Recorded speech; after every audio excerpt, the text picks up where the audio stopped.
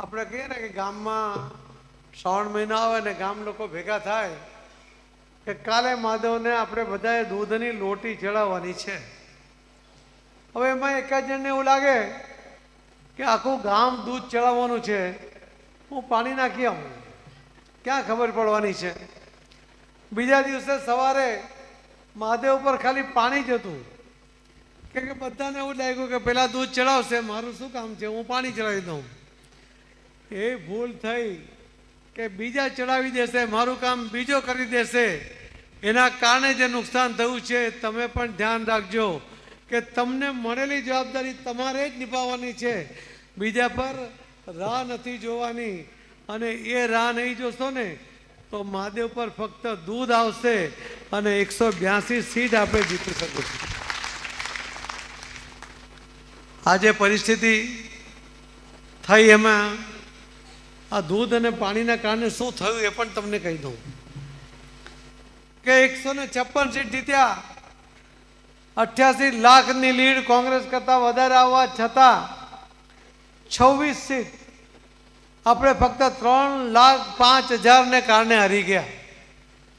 ગીર સોમનાથ તમે 922 મતે હાર્યા, ખંભાત 3700 મતે હાર્યા, ગારિયાધાર 3500 મતે હાર્યા, બોટાદ 3000, માણાવદર 3000, પોરબંદર 5000, તમારા આંકલાઓ 2700 મતે હાર્યા, ચાણસમાં 1400 મતે હાર્યા, ખેડબ્રહ્મા 1600 મતે હાર્યા, દાતા 2000 મતે હાર્યા, જિગ્નેશ મેવાણીની સીટ 4000 મતે હાર્યા.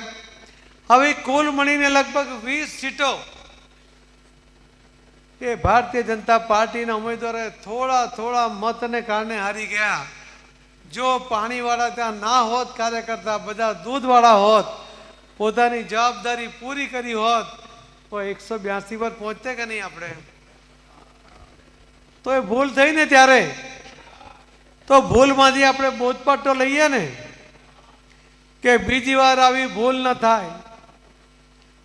બીજો જે કરવું હોય તે કરે, પણ મને સોંપેલી જવાબદારી હું પૂર્ણ કરીશ એવો સંકલ્પ તમારે લેવો જોઈએ. તૈયાર છો ને? બધાનો સંકલ્પ, બધા દૂધ ચડાવી આવશે. આ તો પાડો, દૂધ ક્યાંથી લાવશો? ડેરી છે ને? ચેરમેન બેઠા છે, આપણે બધું જ બરોબર કરી લેવાનું. પણ મિત્રો, આદરણીય પ્રધાનમંત્રી નરેન્દ્ર મોદી સાહેબને ત્રીજી વાર હેટ્રિક કરીને પ્રધાનમંત્રી બનાવવાના છે. અને ગુજરાત ભારતીય જનતા પાર્ટીએ મને પણ અધ્યક્ષની જવાબદારી મળી એ પહેલા 2 વાર 26માંથી 26 સીટ જીત્યા છે. ત્રીજી વાર ફરી આપણે 26માંથી 26 સીટ જીતવા માંગીએ છીએ. પણ ગુજરાત ભારતીય જનતા પાર્ટીનો કાર્યકર્તા હેટ્રિક કરતી વખતે દરેક સીટ 5 લાખથી વધુ મતે એ જીતવા માટેના સંકલ્પ સાથે આગળ વધી રહે છે. આપણે કેવા પ્રધાનમંત્રીને ચૂંટી રહ્યા છે? પહેલી વાર આ દેશે એક તાકાતવર પ્રધાનમંત્રી જોયો છે, એક મક્કમ મનોબળવાળા પ્રધાનમંત્રી જોયા છે, લોકોના હિત માટે કામ કરનાર પ્રધાનમંત્રી જોયા છે, અને દુશ્મનોના ઘરમાં જઈને એના દાંત ખાટા કરી શકે એવી તાકાતવાળા પણ પ્રધાનમંત્રી આ દેશે જોયા છે. તો મારે બૂથ પ્રમુખોને કહેવું છે કે તમે તમારા બૂથના નેતા છો. તમારા હાથ નીચે બીજી 13 જણની ટીમ છે, એટલે કુલ 14 જણની ટીમ બૂથ પ્રમુખ પાસે છે. બરાબર? તમારા બૂથમાં કોઈ પ્રદેશ અધ્યક્ષ રહેતો હશે ને, એ પણ બૂથ પ્રમુખના હાથ નીચે જ આવી જાય. એ ધારાસભ્ય હશે, મંત્રી હશે, પદાધિકારી હશે, જિલ્લાનો પ્રમુખ હશે, કોઈ પણ હશે, પણ કોઈ પણ બૂથમાં એ રહેતો હશે, બૂથના પ્રમુખના કહેવા મુજબ જ એને ત્યાં કામ કરવું પડે.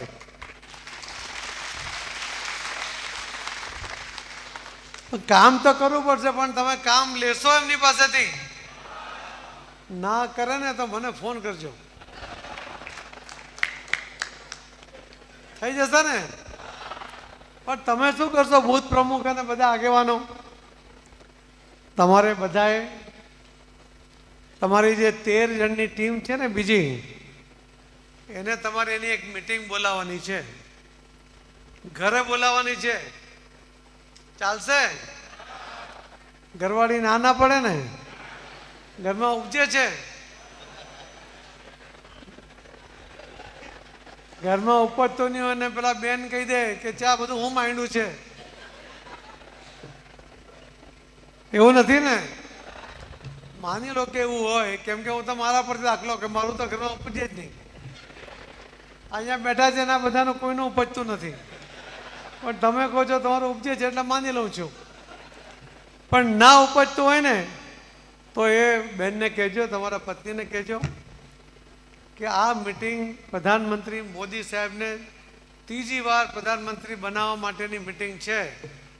એ બેન છે ને આ 14 જણને નાસ્તોય બનાવી આપશે ને ચાવી પીવડાવશે.